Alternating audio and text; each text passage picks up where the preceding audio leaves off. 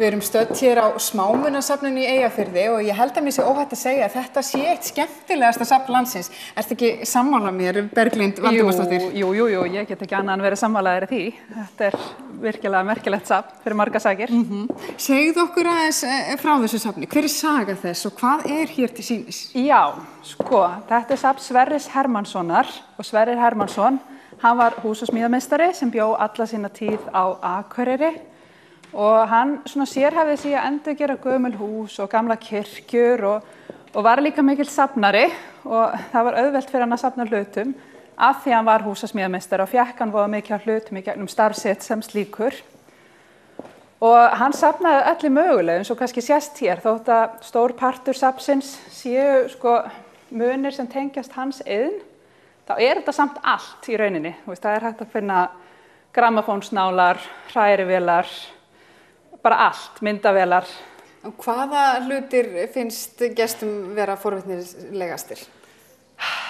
Vá, það svo margt. Það náttúrulega ýmislegt sem gestir tengja við vegna þess að muna eftir einhverjum tilteknum hlut frá því æsku og annað slíkt. En til dæmis eins og unglingum og svona, þeim finnst voða merkilegt að sjá tæki sem fyrir þeim eru framandi eins og bara gömul útvarpstæki. Spurja oft bara hvað þetta? Og viti bara ekki hvað þetta því þau eru kannski bara með einhvern svona pínulítinn iPod sem bara lítur allt öðruvísi út. Þannig að fyrir þeim eru kannski útvarpstækin oft merkileg.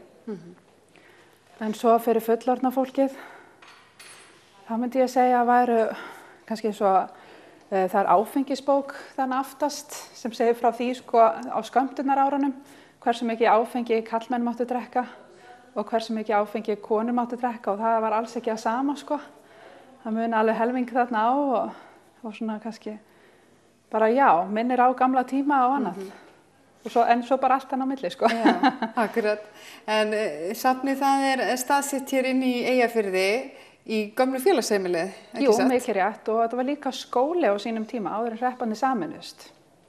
En þið hafið verið hér hvað lengi? Safnið opnaði hér 2003, þannig að við erum búin að vera hérna í 11 ár.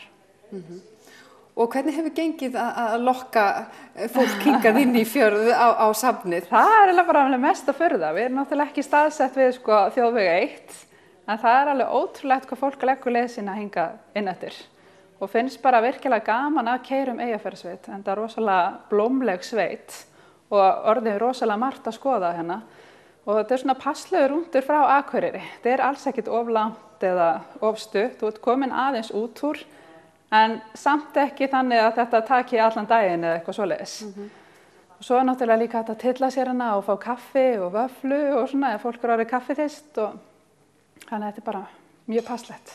Já, þið rekið sem sagt kaffihús hérna líka? Já, við bjóðum upp á vöfflur, en svo líka komum stundum hópar hérna yfir vetrartímann. Og þá hægt að fá fleiri veitingar. Þá sem sagt kvenfélagi hérna í sveitinni, kvenfélagi Hjálpin, þau sem sagt hjálpa okkur með veitingarnar og sjá alfarið þær ef það koma stærri hópar og vilja fá eitthvað meira vöfflur. Og þá hægt að panta sem sagt svoleiðis pakka. Þið eru sem sagt með opið daglega á sumrin en svo opið fyrir hópa bara á veturnar? Já, eftir 15. september þá þetta panta fyrir hópa. Bara alveg sjálfsagt. En safnið hérna það svo sannarlega fjölbreytt og margt að skoða og tekur heilanga tíma að ganga hér í gegnum. En svona að lokum, værirðu til í að sýna okkur hvaða hlutir eru í uppáhaldi hjá þér? Já, það svolítið erfitt að velja en mér dettur strax allavega 1 eða 2 hlutir í hug. Og hér til dæmis þessi myndavél. Mér finnst allar myndavélarnar æðislegar og væri mjög gaman að pröfa þær svolítið. Þetta svona þessi gamla filmumyndavél. Já, hérna Kodak-vél. Með flaskkupi? Já, alveg risastórum flaskkupi. Það líta töluvert öðruvísi út, myndavélin í dag. Bara komnar í símana og já, þannig að þetta svolítið svona öðruvísi. Mér finnst hún alveg æðisleg. Einhverju minningar örugglega hjá einhverjum? Örugglega, það alveg margir sem horfa hugfangnir á myndavélarnar henni í safninu. Ég held að þær séu svolítið uppáldi hjá svolítið mörgum. Og síðan þessi baukur hérna, rosalega mikið af fallegum baukum inn í safninu. Þessi til dæmis afskaplega fallegur. Og ég meira að segja merktur hérna, Sverrir var svo skipulagður, hann merkti allt.